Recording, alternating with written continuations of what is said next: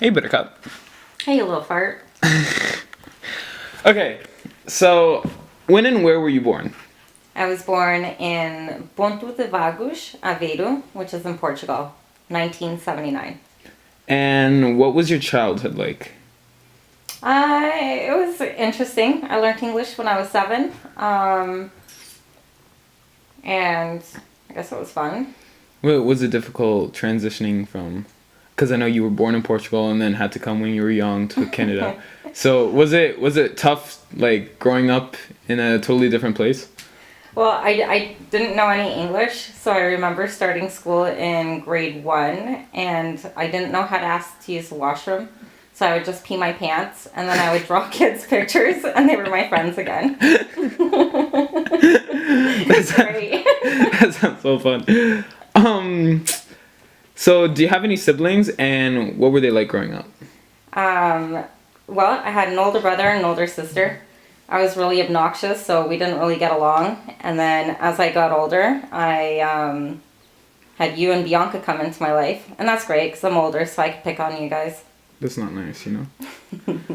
I was gonna... Oh, I can't... Ask anything.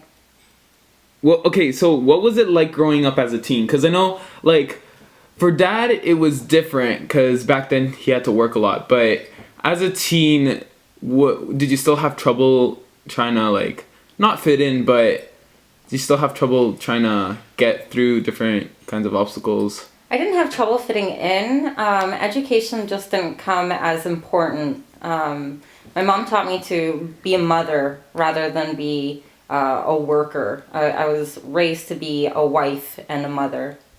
So it was a little bit different.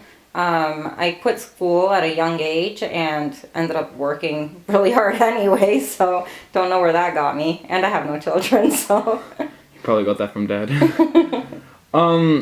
So I know you traveled around the world recently with Rocky, and I was wondering, what was it like moving from country to country? Best times of my life. I miss it every single day. It was different people, different foods, different thoughts. It was extremely interesting, and I loved it. What was the most disgusting food you ever tried? There's a couple of things. So I tried crickets. I also had mystery meat in Morocco, and in Mexico I ate poop soup. Okay. But was there anything you learned, like, did you ever, when you were traveling country to country, was there anything that you just took in, like, you shouldn't be working so hard, you should at least, like, enjoy life? I took in that you can start all over anytime, and just do the things you love. Don't be scared. I also learned that for the most part, everybody's really nice. Everybody's really kind, and their intentions are really good. We met some of the greatest people in the world. We stayed with a lot of strangers that took us into their homes and had no problems keeping us there, feeding us, and treating us like family. So it was really amazing, actually, because the world is actually a really nice place.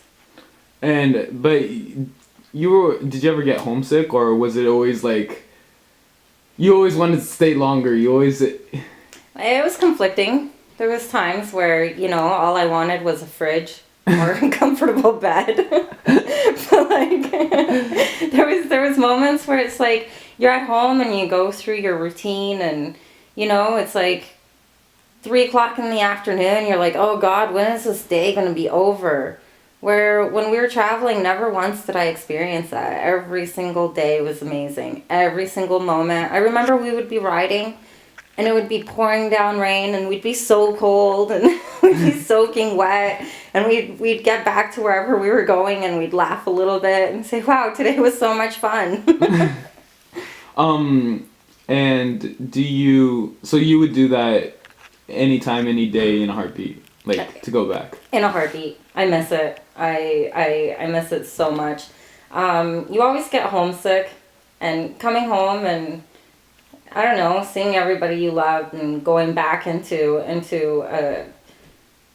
a comfy home with a comfy bed and A full fridge is always amazing, and that's great and all, but I think it's necessary for us to get out of our comfort zone. It's the only way we learn. It's the only way we grow. And do you have any regrets so far as to life choices you've ever made? None. Every single choice I've ever made has made me who I am today, and I like me. I'm okay with me. That's good. That's about it. Thank you. That's it? Yeah. Oh. I don't know what else to say. Oh, it's still on. Wait.